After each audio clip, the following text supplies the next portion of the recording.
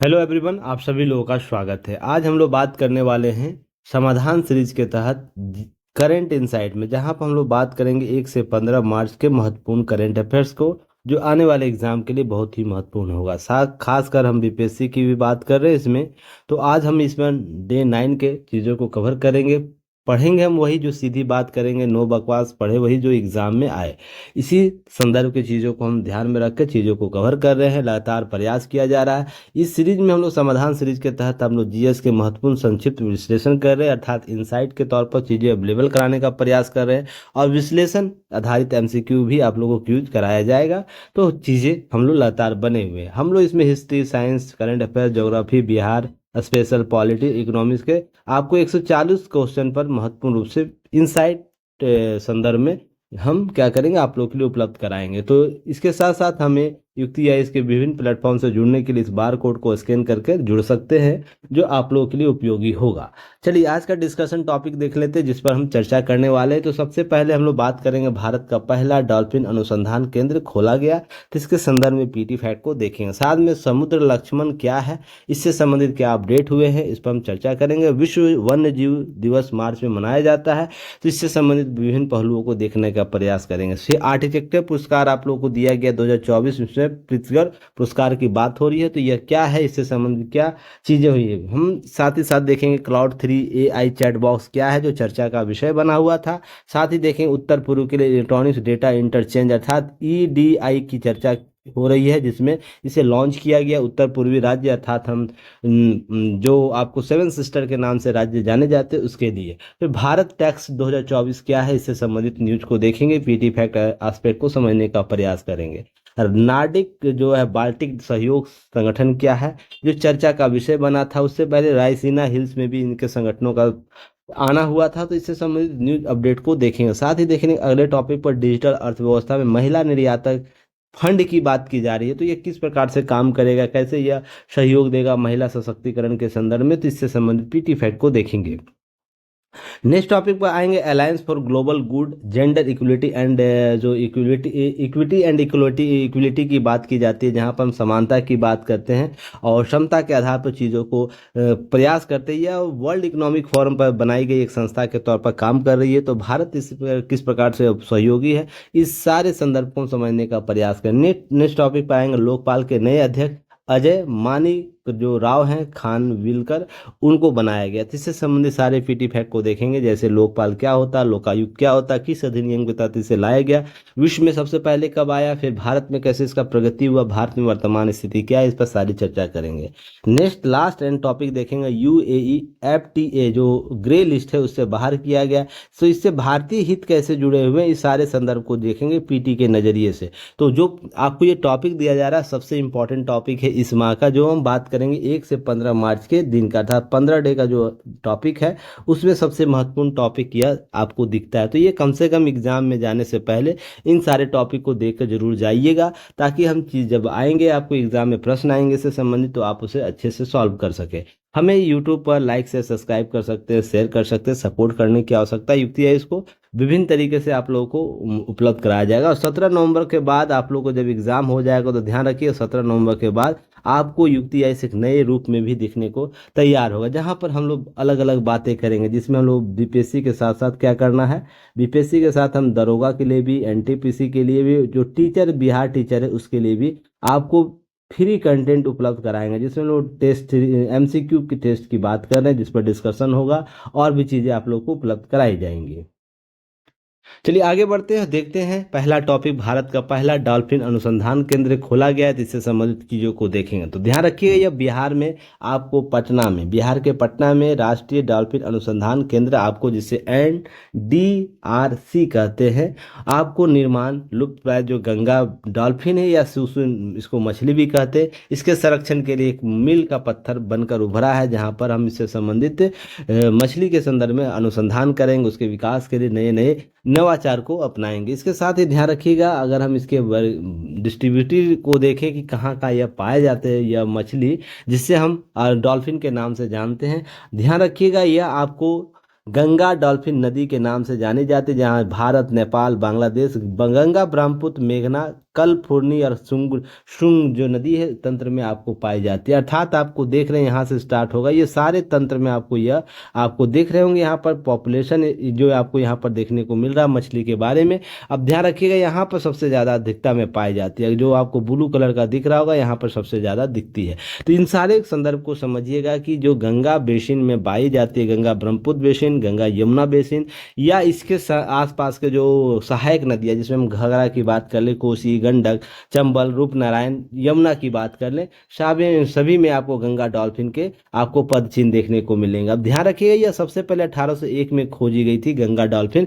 यह इस तरीके से हम इसके उत्थान की बात कर रहे हैं, नदी बेसिन के तहत हम इसे संरक्षित करने की बात करें, किसी प्रकार के इसके शिकार की बात नहीं होगी। तो इसके लिए ध्यान रखें 3000 गंगा डॉल्फिन में लगभग ध्यान रखें आधी बिहार में ही पाई जाती है, इसलिए बिहार के संदर्भ में यह बहुत ही महत्वपूर्ण न्यूज हो जाता है। तो इसे ध्यान रखिए, यहाँ से प्रश्न डायरेक्ट देखने को मिलेंगे। अगर हम बात करें इसके किंगडम की तो एनीमिया किंगडम की पाई जाती है। फाइलम काटेडा का ध्यान रखिए, क्लास मेमेलिया का क्लास, इनको ऑर्डर के बाद में हम बात करें सीटाटोरियो डेकाटाइला के ऑर्डर में ये पाई जाती है। फैमिली जिसमें इसको फैमिली समूह रखा जाता है, इसे प्लेट निस्टेडे के से फैमिली समूह में। जीनस की बात करें प्लेटे निस्टा के जीनस श्रेणी में रखा जाता है। प्रजाति इसके पी गेंगेटिका या लेबेक 801 इसका नाम दिया गया जो खोजा गया था। संरक्षण स्थिति में बात करें तो IUCN जो लिस्ट होता है उसके संकटग्रस्त श्रेणी में आती है, जो रेड लिस्ट जारी किया जाता उसमें। अगर हम बात करें अनुसूची, भारत का जो अनुसूची बनाया था अनुसूची 1 में आपको इसमें शामिल है। सिटी जो संस्थान है उसके परिशिष्ट 1 में शामिल की जाती है इस मछली को। अब इसके अतिरिक्त आपको चलिए नेक्स्ट टॉपिक पे आते हैं, समुद्र लक्ष्मण। देखिए ध्यान रखिएगा ये इनसाइड बैच है, इस पर डिस्कशन कम, आपको PT फैक्ट चीजें ज्यादा दी जाएगी, जिससे आपके एग्जाम में जो प्रश्न पूछा जाए ना उसमें अधिकतम अंक प्राप्त कर सके। ज्ञान जो लेना था इससे संबंधित बातें और भी करना था, जिसमें हम PT प्लस मेंस की बात करते थे और प्लस इंटरव्यू की बात करते थे, तो EDNA में आप लोगों को कवर किया जाता था, तो वो समझने का प्रयास किया। वो सारी चीज़ें आपको यहाँ से आपको PT फैक्ट केवल एग्जाम के पहले समाधान सीरीज के तौर पर आपको कराई जा रही है, तो इसलिए ज़्यादा चीज़ों को समझने का प्रयास कीजिएगा। चलिए लक्ष्मण जो समुद्र लक्ष्मण है, ध्यान रखिएगा जो भारत और मलेशिया है, भारत मलेशिया, देखिए मलेशिया का क्षेत्र है मलेशिया, यह क्या है भारत और मलेशिया के बीच समुद्र लक्ष्मण द्विपक्षीय समुद्री अभ्यास का आयोजन विशाखापट्टनम में के तट पर किया गया। ध्यान रखिए आंध्र प्रदेश विशाखापट्टनम में आपको कराया गया। यह दो देशों के बीच एक समुद्री क्या है द्विपक्षीय अभ्यास है। तो यहाँ पर ध्यान रखना, आपसे प्रश्न पूछा जा सकता है, इसे ध्यान रखिएगा। भारतीय नौसेना का जहाज किल्टन, याद रखिएगा कौन जहाज शामिल होता है, किल्टन और रॉयल मलेशियन जहाज KD लकीर आपको इसमें भाग लिया, जिसका उद्देश्य क्या था, दोनों देशों के सेनाओं के बीच संबंधों को मजबूत करना, क्या करना, उसके एक्सरसाइज के तौर पर हम एक दूसरे के साथ ज्ञान का संवर्धन करेंगे। अब बात करेगा आपको यहाँ से, जब मलेशिया की बात होगी तो स्ट्रीट ऑफ मलक्का की भी बात होगा, यहाँ से प्रश्न पूछा जा सकता है। दक्षिण पूर्व एशिया से आपको प्रश्न पूछे जा सकते हैं, इससे संबंधित आसियान का आपको आसियान से संबंधित प्रश्न पूछा जा सकता है। तो पहले की क्लासों में ये सब सारी चीज़ें कराई जा चुकी है, हम EDNA की बात करें या हम बात करें पहले के जो टॉपिक हो उसमें।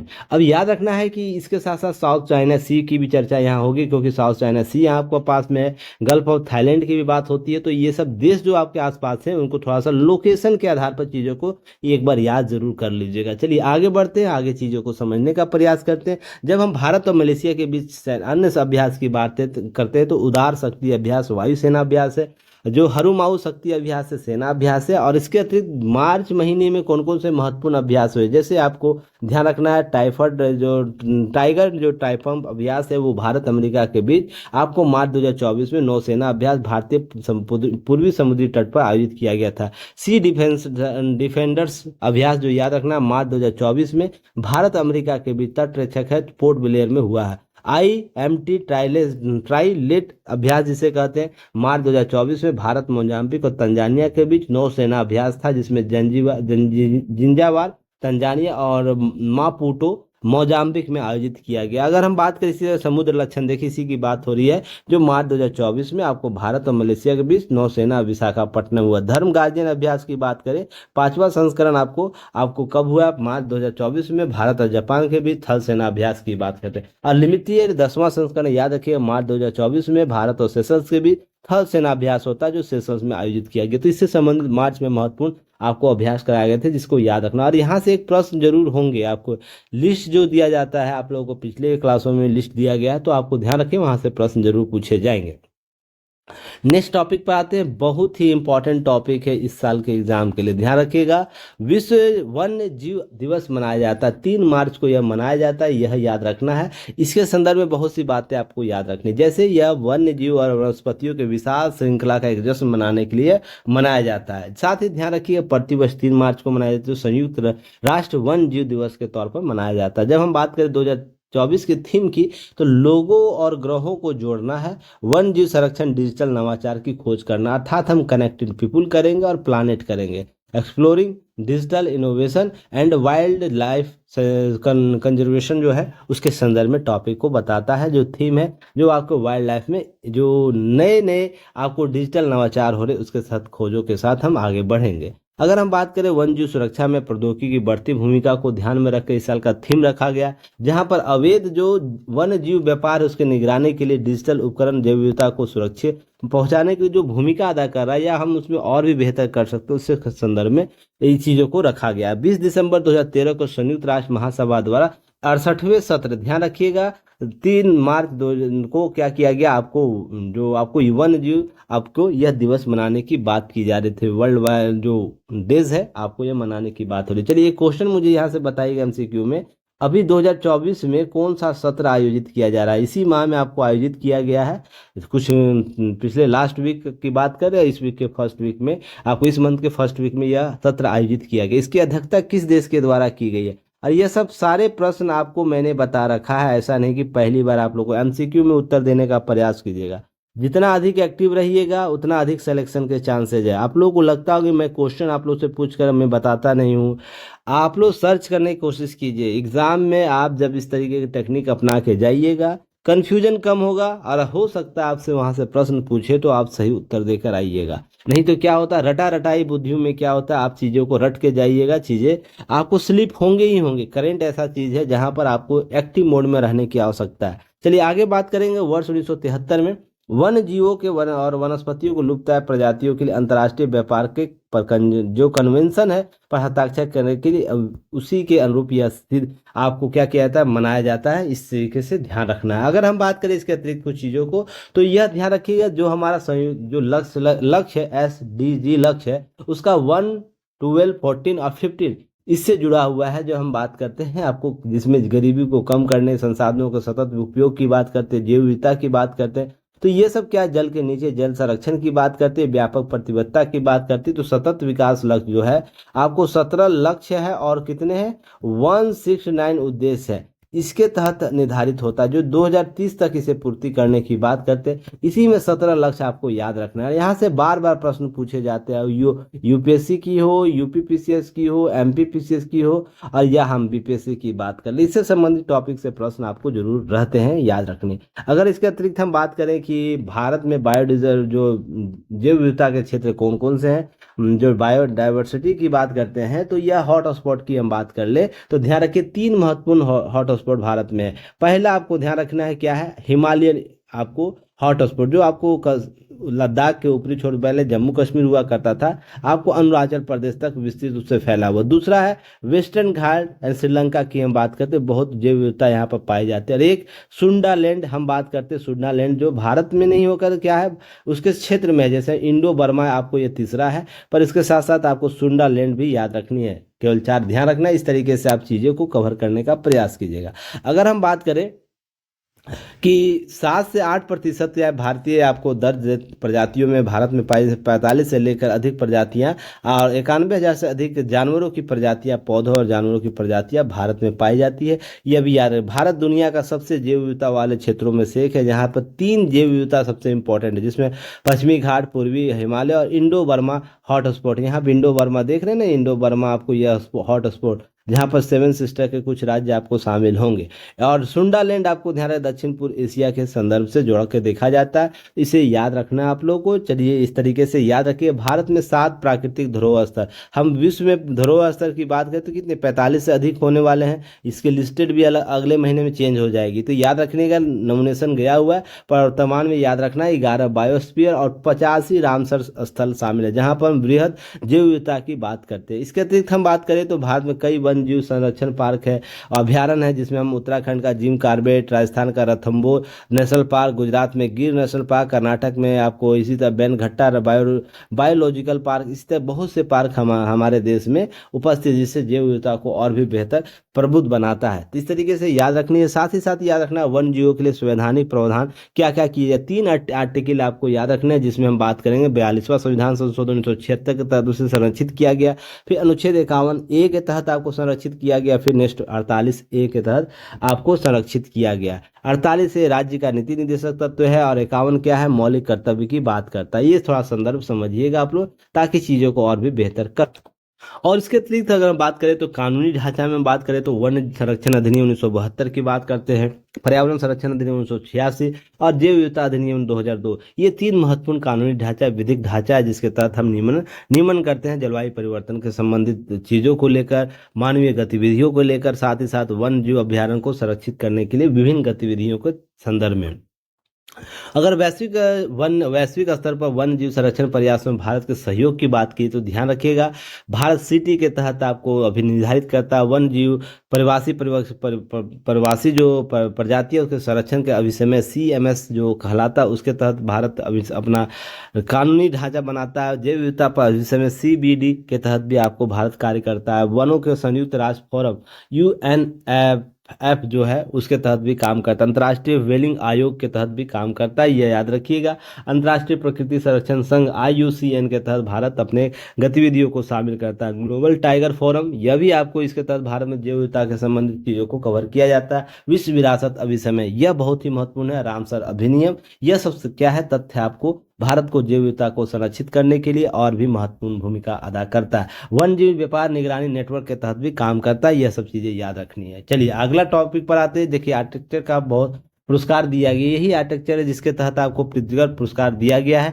जो महत्वपूर्ण रूप से जापान के व्यक्ति को दिया गया। याद रखना जापानी वास्तुकार रिकेन यामामोटा को यह प्रतिष्ठित पुरस्कार दिया। किसके लिए? यही आर्किटेक्चर बनाए गए हैं जो आपको इसके लिए इनको आर्किटेक्चर का नोबेल पुरस्कार आपको कहा जाता है, वो आपको यह पुरस्कार दिया गया है। इस तरीके से ध्यान रखिए, यह पुरस्कार सर्वोच्च अंतर्राष्ट्रीय सम्मान माना जाता है। यामामोटा जापान के 9वें पुरस्कार विजेता है जो यह पुरस्कार प्राप्त करते हैं। इसके अतिरिक्त ध्यान रखना भारत में भी कुछ लोगों को दिया गया, जो आपको यह मैप देख रहे हैं इनके लिए ध्यान रखिए। इंदौर में यह एक वास्तु निर्माण किया है, जिसमें आपको इनके लिए इसको भारत के 2018 में आपको यह पुरस्कार दिया जाता है। ध्यान रखिए पहले भारतीय वास्तुकार बालकृष्ण दोषी, उनको यह पुरस्कार मिल चुका है इंदौर के शहर अरण्या लो कॉस्ट हाउसिंग कॉम्प्लेक्स को बनाने के लिए, जिसके तहत इनको पुरस्कार यह दिया गया। यही पुरस्कार आपको भारत के लिए दिया गया 2018 में, यह सब याद रखने। चलिए आगे हम बात करेंगे। इसके अतिरिक्त परिसर में आपको बहुत सी चीजें की कवर की गई थी। अगर हम बात करें इस पुरस्कार की तो ध्यान रखिए यह पुरस्कार 1979 में JM जो प्रित्जकर हैं उनके द्वारा शुरू किया गया, उनकी पत्नी सिंडी के द्वारा घोषित किया गया, जिनका काम प्रतिभा दृष्टि मानवता के लिए यह पुरस्कार देना। अगर इसके अतिरिक्त बात करें इसके पुरस्कारों की, यह $1 लाख आपको पुरस्कार दिए जाते हैं, वो आपको यह ध्यान रखना है, ठीक है ना। 45 वर्ष पहले इसका गठन हो चुका है और यह आपको आर्किटेक्चर का नोबेल पुरस्कार इसको बोला जाता है, कम से कम इसे याद रखिएगा। चलिए अगले टॉपिक की बात है। क्वाड 3 AI चैट बॉक्स का निर्माण किया है। सबसे पहले AI क्या प्रयोग करता है, क्या काम करता है, तो हेल्थ केयर में, जो ऑटोमोटिव है उसमें काम करता है, मैन्युफैक्चरिंग में, एनर्जी में, ऑयल में, एजुकेशन में, लॉजिस्टिक निर्माण में। आपको ध्यान रखें इस तरीके से आपको काम करता है AI। जहाँ पर जो काम अभी वर्तमान में एक व्यक्ति एक काम कर रहा है, एक AI क्या करता है, लाखों काम कर सकता है एक साथ। तो यह क्या कर नए नए तरीके से डेवलप कर सकता है। ये चीज़ AI का सबसे आर्टिफिशियल इंटेलिजेंस का वर्क हम देखते हैं। अगर कृत्रिम बुद्धिमत्ता स्टार्टअप जो एंथ्रोपिक ने क्लाउड 3 नामक एआई मॉडल का नवीनतम संस्करण घोषित करता है, जहां पर हम यह क्या करता है, संज्ञानात्मक कार्यों का विश्लेषण श्रृंखला प्रस्तुत करता है, जिसमें हम बात करते हैं जो ये 3 अत्याधुनिक एआई मॉडल है, जिसमें हम क्लाउड 3 की बात करते हैं, हाइकू, क्लाउड 3 सोनेट और क्लाउड 3 ओपस की क्षमता आरोही क्रम में वर्णित करता है। जो सबसे ज़्यादा क्लाउड 3 आपको क्या करता है, महत्वपूर्ण रूप से भूमिका अदा करेगा नए एआई कॉन्सेप्ट को और भी बेहतर करने के लिए। इस तरीके से चीज़ों को समझने का प्रयास करिए। अगले चीज़ों में समझिएगा कि क्लाउड 3 क्या है। हम इसे क्या ध्यान है, लार्ज लैंग्वेज मॉडल के तहत हम इसे मानते हैं, जिसके तहत एक समूह होता है जहां पर एआई मॉडल एक विशिष्ट वर्ग के तहत क्या करता है, मानवीय संदेश भेजता है, समझता और उत्पन्न करने के बाद प्रशिक्षित किया जाता है, जिसके आधार पर वो उत्तर देता है। अर्थात हम चैट बॉक्स, टेक्स्ट करते हैं, वॉइस मैसेज करते हैं, दस्तावेजों को संभालने में सक्षम होता है। इस तरीके से चैट बॉक्स अपने प्रतिवर्ष तुलना में तेज प्रासंगिक रिस्पॉन्स जनरेट करता है।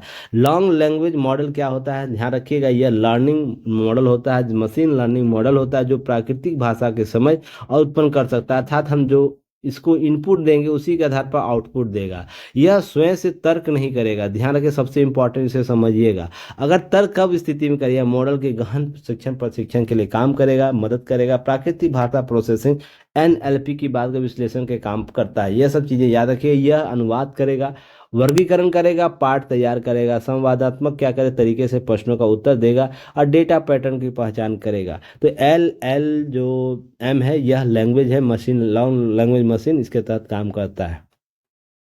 यह टॉपिक बहुत ही महत्वपूर्ण है, इसे याद रखिएगा। जब हम बात करें उत्तर पूर्व में इलेक्ट्रॉनिक डेटा इंटरचेंज का, आप ध्यान रखिए, भारत के इस क्षेत्र का ना अच्छे से आप लोग क्या करना है, जो भी इसमें अपडेट होते किसी प्रकार का अपडेट होता है आपको इन 7 राज्यों में, तो ध्यान रखिए यहाँ से प्रश्न आपको पूछे जाएंगे। तो यहाँ पर हम बात करते हैं जब इसके संदर्भ में, तो ध्यान रखिए, केंद्रीय वित्त मंत्री आपको ध्यान रखें, माल एवं सीमा शुल्क निकासी के लिए अधिकतम कुशल बनाकर क्षेत्रीय व्यापार को बढ़ावा देने के लिए उत्तर पूर्वी क्षेत्र, जिसे आपको ध्यान रखें भूमि सीमा जो सीमा शुल्क स्टेशन है उसके इलेक्ट्रॉनिक डेटा इंटरचेंज का शुभारंभ कर, जिसके आधार पर हम क्या करेंगे, हम जो ईडीआई इलेक्ट्रॉनिक्स डाटा इंटर जो चेंजेज है उसके तहत हम बेहतर प्रबंधन की बात करेंगे। अगर हम बात करें इलेक्ट्रॉनिक डेटा एक्सचेंज के लिए, सीमा पर व्यापार को रोकने के लिए, समय पर लागत कम करने के लिए, सीमा शुल्क निकासी के लिए, व्यापार समुदायों के लिए सदस्यों के हितधारक के तौर पर काम करता है। इसे याद रखना है। इसके साथ साथ याद रखने की क्या कि यह जब हम व्यापार की बात करते हैं, साथ साथ दक्षिण पूर्व के संदर्भ में हम उत्तर पूर्व राज्यों की बात करते हैं, तो दक्षिण पूर्व जो देश है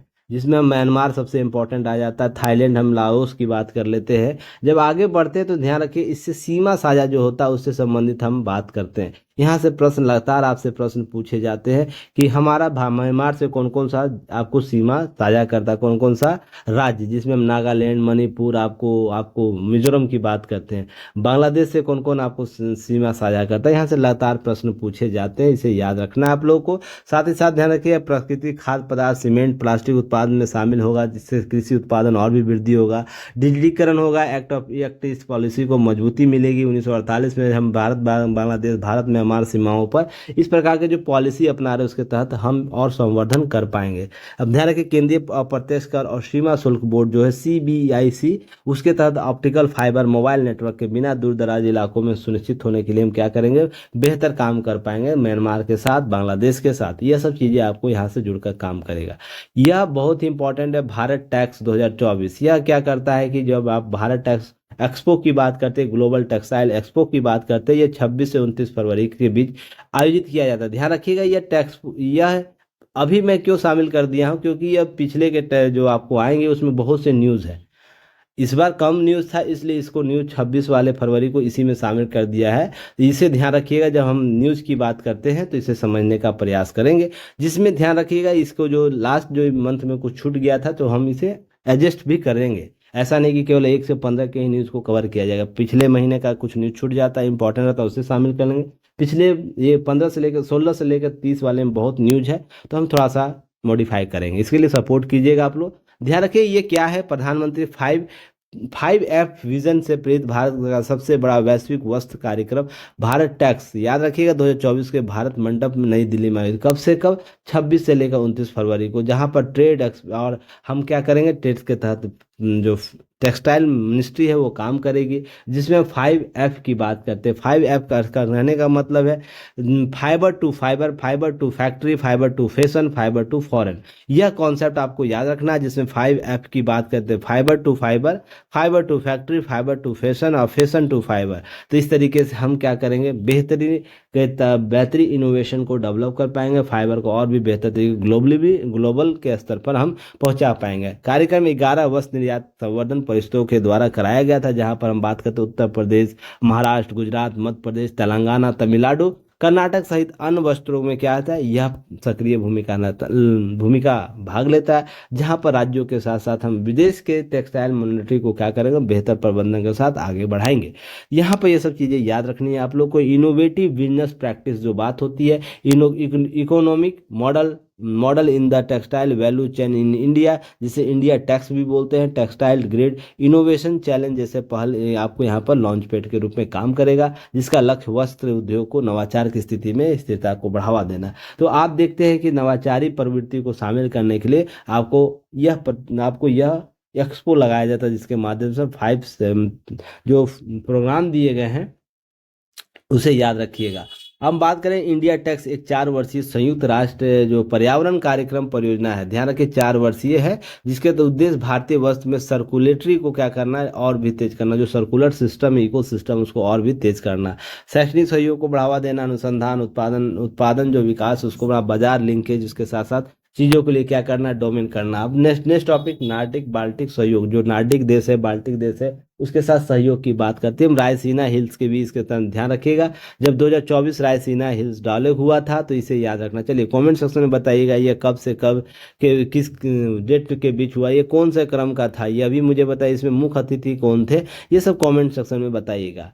पहले की क्लासों में ये कवर किया जा चुका। हम बात करें रायसीना डॉलर की, तो यह 9वां संस्करण था, नई दिल्ली में आयोजित किया, 115 देश इसमें शामिल थे, 2500 से अधिक प्रतिभागी इसमें शामिल थे। जो पहले 36 से स्टार्ट होता है, अब वर्तमान में आपको 115 देशों के 2500 प्रतिनिधि पहुंच जाते हैं। ग्रीस के जो प्रधानमंत्री थे क्यारिकोस मित्सोताकिस, उनका यह मुख्य अतिथि के तौर पर रायसीना में आते हैं। इसके अतिरिक्त ध्यान रखिएगा, जब वर्ष 2024 का थीम क्या था, रायसीना डॉलर का चतुरंगता, संघर्ष, प्रतियोगिता, सहयोग और निर्माण करना था। इसके अतिरिक्त बात करें हम नार्डिक बाल्टिक देश के सहयोग की बात करें, तो ये याद रखिए सहयोग क्या है। सबसे पहले याद रखें, हम नार्डिक बाल्टिक सहयोग वर्ष 1992 में स्थापित एक औपचारिक क्षेत्रीय संगठन, जिसमें 5 नार्डिक देश कहने का मतलब फिनलैंड, स्वीडन, नॉर्वे, डेनमार्क और आइसलैंड था। 3 बाल्टिक देश, जिसमें एस्टोनिया, लताविया और लुथानिया एक साथ आता है, और इस तरह नार्डिक बाल्टिक सहयोग संगठन बना था। जिसमें हम बात करते हैं, अगर हम नार्डिक देश की बात करें तो ध्यान रखिएगा यहाँ पर कौन किन देश की बात हो रही है,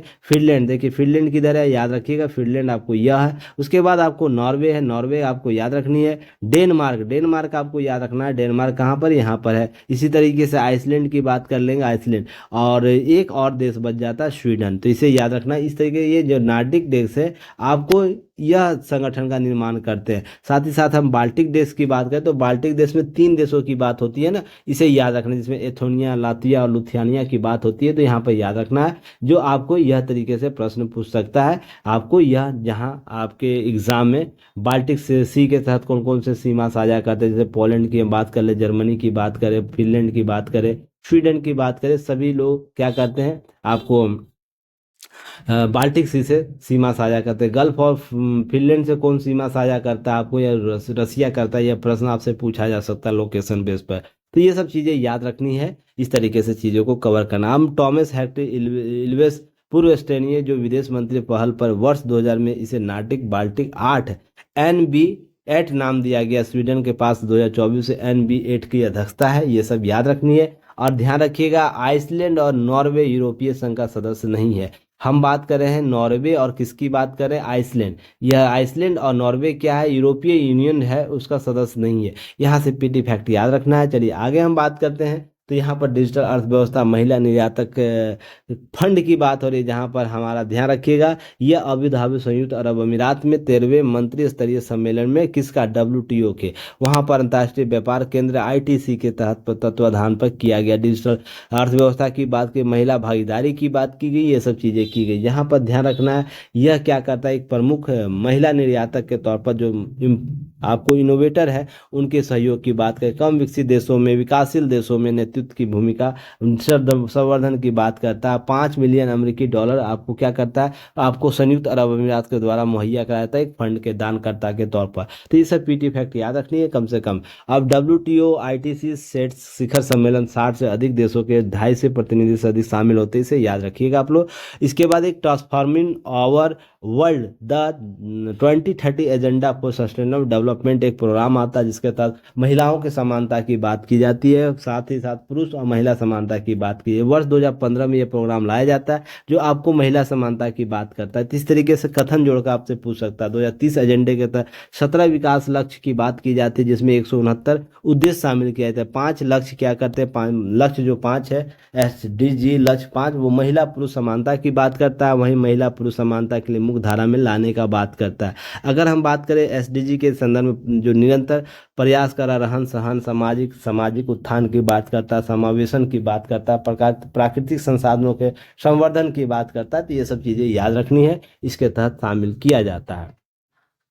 अगले टॉपिक बात है alliance for global good gender equality and जो इक्विटी एंड इक्वलिटी। ध्यान रखिएगा इस तरीके से क्या होता है, जो हमारे पूर्व जो महिला और बाल विकास मंत्री थी स्मृति ईरानी, वो आती है बाद में। वर्तमान में अन्नपूर्णा देवी मंत्री हैं। जब चुनाव होते हैं तो आपको महिला बाल विकास मंत्रालय किनके अधीन आता है, अन्नपूर्णा देवी के थले। इनके द्वारा क्या, पूर्व मंत्री जो स्मृति ईरानी उनके द्वारा यह आपको लोगो और वेबसाइट लॉन्च किया जाता है। इसके तहत जो क्या होता है, इसके तहत ध्यान रखिएगा यह लैंगिक समानता वैश्विक खोज की महत्वपूर्ण मील का पत्थर बनता है। जहां पर हम बात करते हैं दावोस, जो आपको 54वें विश्व आर्थिक जो वार्षिक सम्मेलन मंच दिया था, WEF वर्ल्ड इकोनॉमिक फोरम का जो 54वां बैठक था जो दावोस में आयोजित किया जाता, उसमें यह आपको क्या किया गया, लोगों किया गया महिला सशक्तिकरण लैंगिक समानता को बढ़ावा देने के लिए बात कर रहा था। इसके अतिरिक्त ध्यान रखिएगा यह गठबंधन का उद्देश्य सतत विकास लक्ष्यों को प्राप्त करना, महिला और स्वास्थ्य शिक्षा और उससे संबंधित उद्देश्यों की पूर्ति करने की बात करता है। Bill and Melinda Gates foundation के सहयोग से भारतीय उद्योग परिसंघ सेंटर फॉर वुमेन लीडरशिप द्वारा स्थापित और संचालित यह किया जाएगा। लोकपाल के नए अध्यक्ष अजय मानिक राव खानविलकर को नियुक्त किया गया।